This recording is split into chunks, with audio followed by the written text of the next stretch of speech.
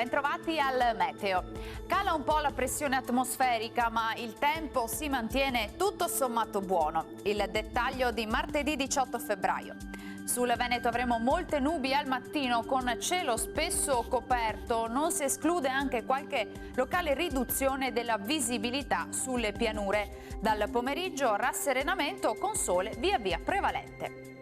Temperature minime tra 3 e 6 gradi, massime in lieve aumento fino a 15 gradi all'incirca.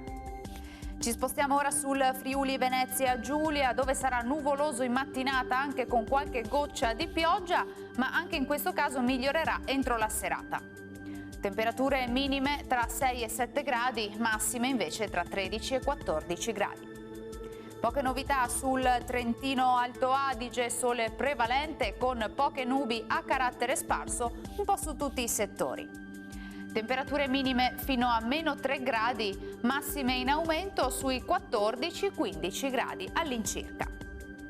Dal meteo di Antenna 3 per ora è tutto, arrivederci.